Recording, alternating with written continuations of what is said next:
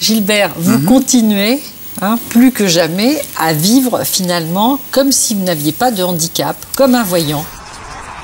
Bonsoir tous les deux, bonsoir Gilbert Montagnier, bonsoir Mireille. Nicole. Vous semblez bien vous amuser ensemble et travailler. Ouais. Il est sacrément taquin. Oui, puis c'était tout à fait juste ce que les amis ont dit de Gilbert et voilà, je t'ai un peu retrouvée aussi. Oh, mais elle me taquine aussi beaucoup et je Oui, suis obligée de ne pas me laisser faire parce qu'avec la personnalité de madame, sinon on est foutu. La tienne n'est pas triste non plus.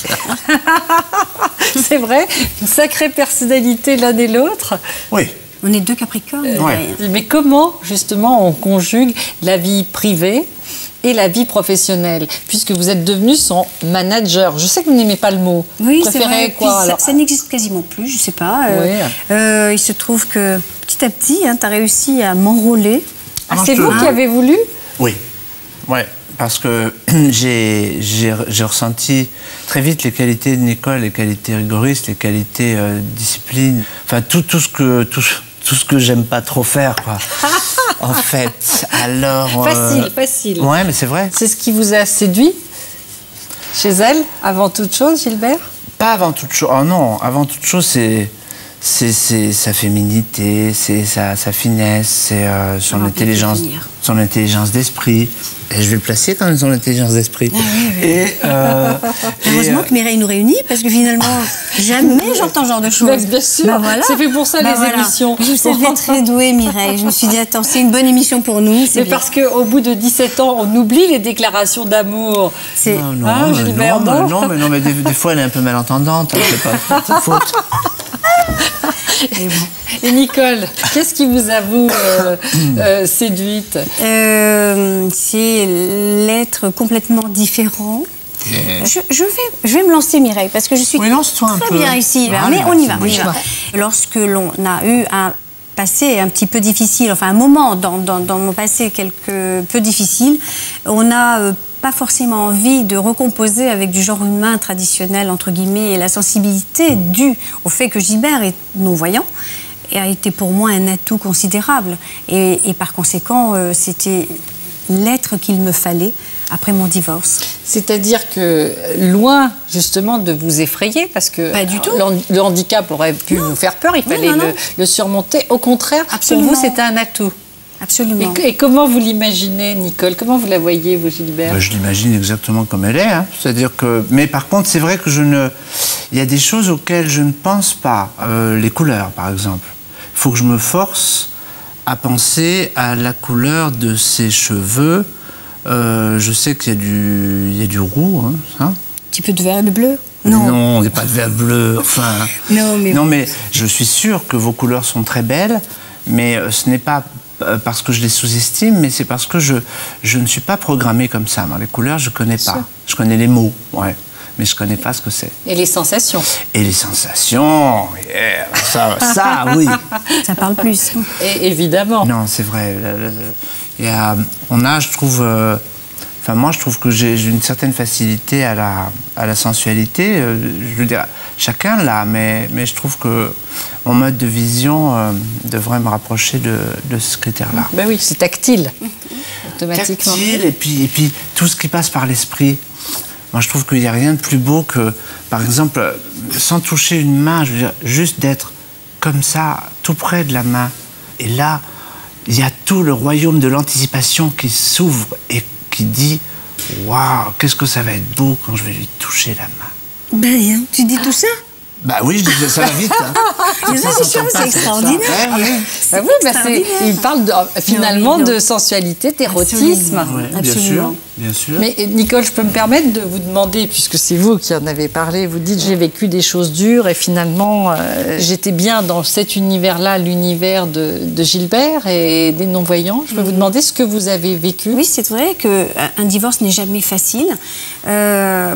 Pour tout le monde, femme ou homme. Oui, puisque vous étiez mariée aussi, Gilbert. Ah oui, mais moi aussi, ça n'a pas été facile du tout. Oui. Et lorsqu'on a des enfants aussi, les choses prennent une dimension extraordinaire. Et oui, on est meurtri souvent, plusieurs années. Et il a fallu l'oreille, l'écoute, Et la présence de Gilbert pour faire que les choses aillent mieux. Je crois qu'à la fin de cette émission, Mireille... Qu'est-ce que j'ai bien fait de venir? Bon, on se demandait si on allait voir un psy, finalement, c'est vrai. Voilà, plus besoin. Et c'est pour ça que vous êtes à ce point fusionnel? Je pense que ça a contribué, bien sûr. C'est vrai, puis c'est par nos personnalités. On aime beaucoup être l'un avec l'autre. Alors, vous êtes tellement proches que même en 98, je crois, vous avez chanté ensemble. Oh. Mon Dieu, mon Dieu. Pour un duo mémorable. Ça, c'est vrai. Oui, dans nos têtes, oui. On écoute. Moi, sans elle, mais qu'est-ce que ça veut dire le soleil? Dis-moi où irait mon bateau sans le petit capitaine qui est sur la photo? Si tu te souviens des mots dont on va s'aimer, si tu te souviens quand on s'est rencontrés. Je peux pas les imaginer l'un sans l'autre, c'est impossible. Ils sont tellement fusionnels et tellement tout ensemble à partager. Et je pense que jamais ils se sépareront. Et ils ont eu une autre vie avant, ils savent ce qu'ils ont fait en se remariant. Et je pense qu'ils iront jusqu'à la fin de leur vie ensemble. Si tu te souviens de cette nuit magique, tu m'as pris la main, tu m'as dit viens danser. Et je me souviens quand tu m'as embrassé, ça je m'en souviens. Waouh! C'est plus qu'une chanson, c'est une déclaration d'amour. Ça a commencé un dimanche matin, Mireille. J'étais au clavier et puis j'ai eu envie d'écrire cette mélodie. Et le Didier Barbelivien, qu'on embrasse, nous a écrit le texte. Et on s'est bien amusé, en tout cas. On l'avait vraiment fait, en plus, sans autre but que pour ça. C'était oui, vous n'avez pas décidé une carrière de chanteuse après, Nicole? Non, pas du tout. Moi, j'ai pas décidé de faire une carrière de photographe non plus, donc tout va bien. Bien que. Et votre ami a raison, jamais vous ne vous séparerez? Il nous connaît bien. Ben, je pense qu'on a tout à gagner à être ensemble. Est-ce que c'est vrai que vos deux enfants, que vous avez eus donc chacun de votre côté, se sont mariés? C'est incroyable. Cécile, la fille de Nicole, donc, qui était ma belle-fille, un jour on a découvert que avec Eric, mon fils, ils s'aimaient vraiment d'un amour réel. Et ils se sont mariés. Jamais j'aurais pu imaginer un truc comme ça. Moi. Pourtant, j'ai l'imagination assez fertile. Hein. Mais c'était incroyable. C'est pour vous dire qu'à tel point, il fallait que l'on soit ensemble pour que nos enfants se rencontrent. C'est ce qu'on se dit. Oui, c'est bien sûr. Et en même temps, c'est une réponse justement à l'éclatement de la famille que vous avez vécu. Là, pour le coup... Ah oui. C'est comme si que la boucle était bouclée. Finalement, elle était resserrée à tout jamais. Alors, Gilbert, vous continuez... plus que jamais, à vivre finalement comme si vous n'aviez pas de handicap, comme un voyant, à prendre des risques, à vous lancer des défis. Moi, depuis le début de ma vie, j'ai jamais considéré le fait que j'étais aveugle comme un handicap. Pour moi, ce qui était un handicap, c'est que le monde n'était pas préparé pour moi du tout et qu'il n'avait pas l'air, le monde, de savoir que je voulais entrer dans le monde, quoi. C'était ça, l'handicap. Donc moi, ça n'a jamais été un problème. Je veux dire, j'ai su que je ne voyais pas... comme on dit vulgairement, quand je voyais pas clair, alors que c'est des conneries, parce que moi je trouve que je vois assez clair, mais que je voyais pas avec mes yeux, ça m'a jamais empêché de dormir, c'est le cas de le dire. Mais vous faites tout, j'ai envie de dire, puisque vous avez piloté donc un hélicoptère. Ah oui, je me transforme en pilote automatique, moi, c'est-à-dire que je suis les instructions à un écureuil, sans les noisettes, mais enfin bon, j'ai piloté. On vous a vu conduire une voiture à 160 km/h. Oui, ça c'était un grand flash pour moi, parce que c'est effectivement la seule chose qui me manque dans ma vie, c'est de pouvoir, et je suis très sérieux là, de pouvoir prendre ma voiture, pouvoir dire à Nicole, je t'emmène. Parce que certes, c'est ma voiture, enfin c'est notre voiture, mais c'est elle qui conduit. Alors ça m'ennuie un peu, ça m'embête un peu que ce soit toujours elle qui conduit. C'est cette indépendance-là qui vous manque. Oui, c'est vrai. D'avoir le... Vous savez, en fait, je crois que le plus gros des handicaps, c'est de ne pas avoir le choix. C'est ça, un vrai handicap. Mais ce que j'aimerais, c'est la voiture avec intelligence artificielle, c'est en train d'arriver, hein, Mireille. Avant 10 ans, on l'aura. C'est-à-dire qu'on induira à la voiture la donnée du point d'arrivée, et la voiture vous emmènera toute seule.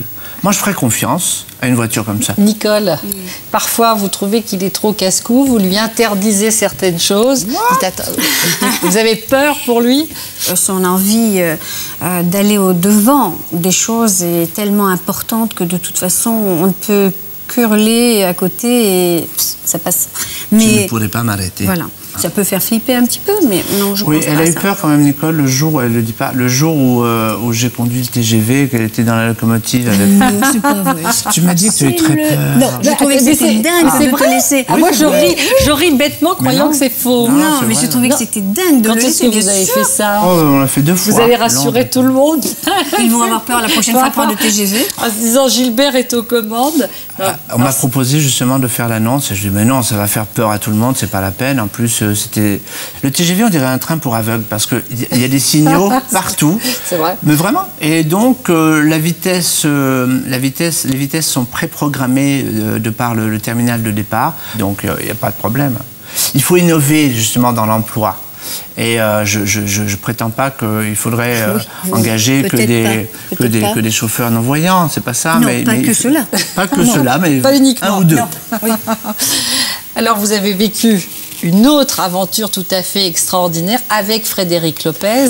Oh là là. Vous êtes parti l'année dernière dans l'Himalaya pour son émission Rendez-vous en Terre Inconnue. Ah ouais. Une expérience de vie mais incroyable, incroyable. Moi j'ai fait des trucs que je n'avais jamais fait de ma vie. On me dit voilà on va entamer une chevauchée. Et je dis s'il faut entamer une chevauchée, entamons une chevauchée. Hein. Oui, mais enfin personne ne vous y oblige. Ah non. Vous étiez partant pour tout. Absolument. Alors j'ai eu des peurs quand même. Hein. Bien sûr. Bien sûr. C'était tellement étroit les chemins quand on était sur le cheval que je savais très bien que s'il y avait un faux mouvement, on pouvait vraiment basculer, quoi. Et puis la rencontre avec Dolma, la maman, et puis ça m'a surpris qu'elle ait éclaté en sanglots quand elle a appris que j'étais aveugle, quoi, parce que moi je m'attendais pas à ça du tout. Alors comme d'habitude dans ma vie, vous avez vu ce que j'ai fait, je l'ai rassurée. Oui. Voilà, c'est ça que je fais. Et vous ne comprenez pas pourquoi ça l'a attristé?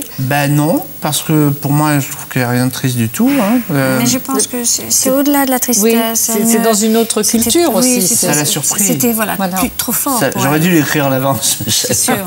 Dans quelle langue? Nicole, alors pour une fois, vous n'étiez pas du voyage? Non, mon cœur était pas loin. Mais moi, moi, j'aime bien aussi, alors Mireille, puisque j'aime bien aussi, moi, avoir des moments aussi de solitude. Quand on est seul, enfin, je vais parler pour moi, hein, quand je suis seul en tant que moi, Gilbert, non-voyant, je fonctionne beaucoup mieux sur mes sens, mes critères à moi. C'est-à-dire que quand on est avec quelqu'un, on ne fonctionne pas pareil, parce qu'on n'a pas à être aussi en éveil sur tout, puisqu'on sait intrinsèquement qu'on est avec la personne qu'on aime en plus, donc c'est pas pareil.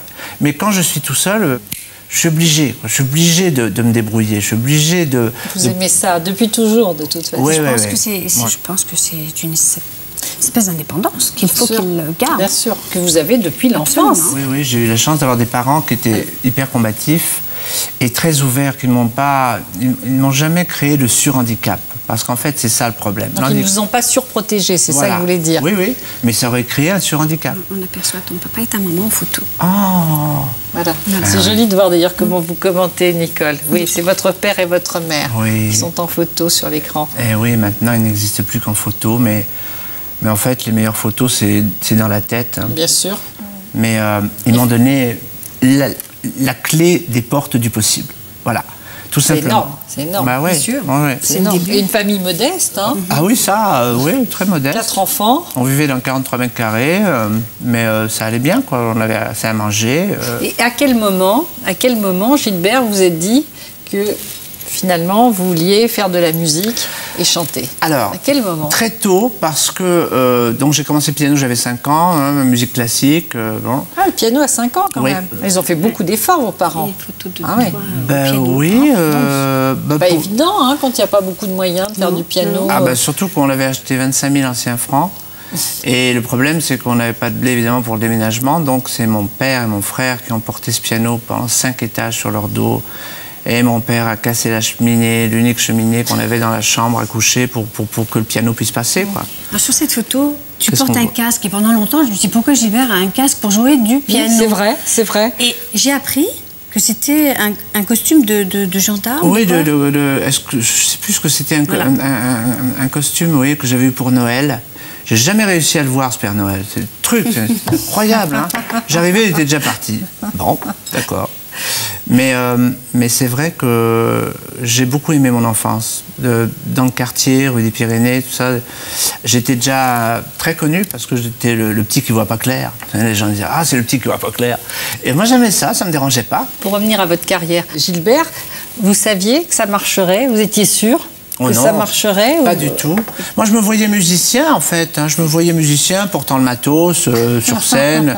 J'avais compris que c'était quand même un vecteur pour avoir la porte du cœur des jeunes filles qui s'ouvrait, peut-être. Je me disais que c'était peut-être un bon truc, ça. Et puis, bon, j'aimais bien jouer, donc je me forçais pas. Alors, mais je me voyais pas... chanteur... Et avoir un succès aussi colossal que celui du début des années 70, The Fool. J'imaginais pas. C'est vrai qu'au début, c'était compliqué pour vous. Vous étiez souvent blessé parce que vous chantiez et qu'il n'y avait pas d'entretien. Voilà, c'est bien que vous parliez de ça parce qu'il n'y a pas longtemps que je commence à me l'admettre, ça. C'est marrant, j'y pensais pas pendant des années. Mais c'est vrai qu'au début, moi, ce qui m'a vraiment fait de la peine, c'est que, on était content que je vienne chanter la chanson, mais les autres artistes voyant, ils avaient la partie interview, et moi non, c'était bye-bye, c'était fini. Mais c'est un peu de ma faute, c'est-à-dire que j'aurais dû avoir la force, mais à 20 ans c'est difficile, de m'imposer et de dire, attendez, moi aussi je veux parler, moi aussi j'ai peut-être des trucs à dire. Et alors après, quand ça a commencé à se débloquer, dès qu'on m'a donné un petit peu la parole, j'ai commencé à parler des solutions pour les personnes handicapées. Alors là, ça passait pas, parce qu'à l'époque, tu comprends, à l'époque, ils voulaient pas trop entendre parler de ça. Heureusement, maintenant, les consciences sont vraiment ouvertes et heureusement. C'est ça qui a évolué. Heureusement. En fait, qui permet certaines choses. C'est vrai que vous avez écrit la mélodie de cette chanson en vous inspirant d'un chant d'oiseau. Absolument. Ou c'est la légende, ça? Non, c'est totalement vrai. C'est vrai? J'ai écrit la mélodie de The Fool 4 ans avant l'enregistrement. J'avais à peu près donc 16 ans. Et j'étais sur mon petit chemin, sur la commune de Saint-Léon, dans l'Allier. Et j'ai entendu un petit oiseau, effectivement. Et je suis parti des 4 notes de cet oiseau. J'ai trouvé que c'était beau. Donc ça devait sûrement arriver. Et comment donc on vit le succès, ce succès-là, si rapide? Ben moi, je le vivais très bien. Moi, j'ai quand même une qualité, c'est que je sais m'adapter à toutes sortes de situations. J'aime les gens, quoi. J'aime les gens. On a la chance de jouer... souvent je répète ça, mais c'est vrai, moi je joue à la fois pour les policiers et pour les voleurs. Je joue pour tout le monde. Je joue pour tout le monde. L'important, c'est que ce sont des êtres humains, tous différents et tous importants. L'autre jour, j'étais en prison à Nanterre pour jouer. Hein. Je suis ressorti après. mais je suis allé parce que je fais ça de temps en temps. Je trouve que c'est normal on ne peut pas faire que ça, mais d'aller dans les endroits où la musique a du mal à entrer. C'est la façon de remercier d'être public. Voilà, c'est ce que je pense, quoi. Alors, on connaissait Gilbert Montagné, musicien-chanteur. Maintenant, il y a l'homme engagé, puisque depuis 2007, vous avez été chargé de conduire la mission du handicap. Et puis après, ça a poursuivi avec ma nomination en tant que secrétaire national chargé de l'handicap. On regarde ce reportage, puisque vous avez pris cette mission très au sérieux. Bah oui, bien sûr. En mars 2009, Xavier Bertrand, le secrétaire général de l'UMP, nommait Gilbert Montagné secrétaire national chargé du handicap au sein du mouvement populaire. Une nomination qui, à l'époque, a fait débat. Je nomme 2 personnes en même temps, David Douillet et Gilbert Montagné. Aussitôt, c'est « Ah, ça y est, le MP, est-ce que le P veut dire populaire ou il veut dire people ?» Non, il veut dire populaire. Parce que Gilbert est comme cela. Ça a été celui qui a reçu un maximum de courriers. Pas d'admirateurs, pas de fans. De personnes handicapées qui disaient « Voilà mon problème, aidez-moi ». Gilbert avait déjà rendu un rapport à Xavier Bertrand, alors ministre du Travail, de l'Emploi et de la Solidarité, en 2007. Une mission qui avait permis des avancées très concrètes pour l'accessibilité des handicapés au transport en commun, par exemple. Bienvenue sur l'automate de vente RATP. Vous pouvez naviguer dans les différents menus en appuyant sur l'un des 4 coins de l'écran. Très bien. Appuyez en bas à droite. Plein d'arrivées. Il a compris que ce mot « pouvoir », c'est surtout le verbe qui est intéressant. Pouvoir faire bouger, pouvoir faire vibrer, pouvoir justement faire aimer les mêmes choses que les objectifs, les défis qu'on partage. Gilbert, c'est un homme de défi. Je vous remercie infiniment. Présent à de nombreux colloques ou conférences, Gilbert Montagné s'implique sans compter depuis plus d'1 an dans ses nouvelles fonctions. En fait, en 2 mots comme en un, le sujet de l'handicap en France doit être considéré comme un sujet majeur et prioritaire. Parce que si on ne fait pas ça, on handicape tout de suite le sujet et on le rend marginal. Alors c'est vrai que ça me passionne. Ça me passionne. Qu'est-ce que je veux, moi ? Je veux que toute personne handicapée qui ne peut pas travailler, qui n'est pas en mesure de pouvoir travailler, et il y en a plein, soit au moins apte à être au niveau au moins du seuil de pauvreté, ce qui n'est pas le cas. Et ça me fait beaucoup de peine en ce moment, ça. C'est ça la priorité. Pour moi, oui. Pour moi, oui. Et puis, mais la même priorité aussi est que ceux qui peuvent travailler, que les employeurs qui nous regardent ne considèrent pas que d'engager une personne handicapée va être un handicap pour leur entreprise. Au contraire, mesdames et messieurs, c'est pas ça. S'il sait faire ce que vous attendez de lui ou d'elle, ne regardez pas son handicap, regardez d'abord la personne que c'est. Et à ce moment-là, vous l'engagez pour la personne qu'il est ou qu'elle est. Et puis, votre entreprise, elle n'est pas encore adaptée pour cette personne en situation de handicap ? Eh bien, c'est pas à peine d'attendre. Demain matin, 8h, vous commencez. Vous adaptez votre entreprise. Parce que c'est normal. C'est normal. On fait partie du monde. Alors, vous voyez, quand je commence là, je suis obligé d'être passionné parce que on fait partie de ce monde. Vous trouvez que ça ne bouge pas assez vite ? Absolument. C'est ça. Bien sûr que ça ne bouge pas assez vite. Et c'est vous qui avez sollicité cette mission ou on vous l'a demandé, Gilbert ? Non, je n'ai rien sollicité du tout. On vous l'a proposé. On m'a proposé. Et vous avez été tout de suite d'accord ou vous avez été réticent par rapport à la politique ? N'importe quel parti en France m'aurait proposé cette nomination, sauf un parti de Corée du Nord, j'aurais dit oui. J'aurais dit oui. Parce que quelle que soit l'étiquette politique, c'est ça que vous voulez dire ? Oui, l'étiquette n'est pas importante. Moi, l'important, c'est la possibilité de pouvoir faire. Alors, ce qui est difficile, moi, dans ma mission, c'est toute la pression que j'ai sur la tête de tous les jours, des messages de détresse, des messages d'appel au secours. C'est très lourd à porter, parce qu'évidemment, ils peuvent beaucoup plus me parler directement qu'au ministre et au secrétaire d'État, parce qu'il y a moins de filtres, parce qu'il y a mon site personnel.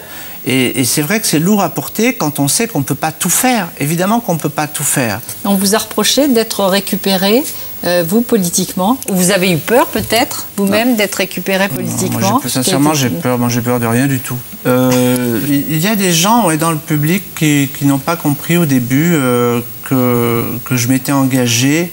Et je voudrais que dans le pays des droits de l'homme et des libertés, on comprenne que moi aussi j'ai droit à ma liberté. Et je n'ai qu'un seul but, c'est d'aider la cause des personnes handicapées dont je fais partie. Ceux qui se sont engagés aux côtés de Nicolas Sarkozy, les artistes, disent la plupart qu'il est plus facile finalement d'être à gauche quand on est artiste que de s'engager à droite. Alors voilà, c'est ça que je ne comprends pas quand on se dit de gauche. C'est de bon ton, mais pas de l'autre côté. Alors moi, ça m'énerve beaucoup dans le sens où moi, je suis désolé, personne n'a me donné de leçon, dans le sens où moi, je viens d'un monde ouvrier, ok ? Je viens d'un monde où mes parents n'avaient rien du tout, on n'avait rien. On n'avait pas de blé. Et je veux dire que mes parents, ils ne juraient que par la gauche. Mes parents n'ont rien eu, aucune aide. Alors on ne va pas me la raconter à moi, ça va, je connais le film, j'ai absolument rien contre personne, mais de toute façon, l'important, c'est pas d'être de gauche, ni d'être de droite. L'important, c'est surtout d'être sincère et de parler avec son cœur et pas par opportunisme. Et là, j'ai une bonne nouvelle, mesdames et messieurs, c'est que c'est certainement pas par opportunisme, dans le sens où j'ai pas attendu après ça pour faire carrière. Donc, il n'y a aucun problème. En plus, c'est une mission totalement bénévole.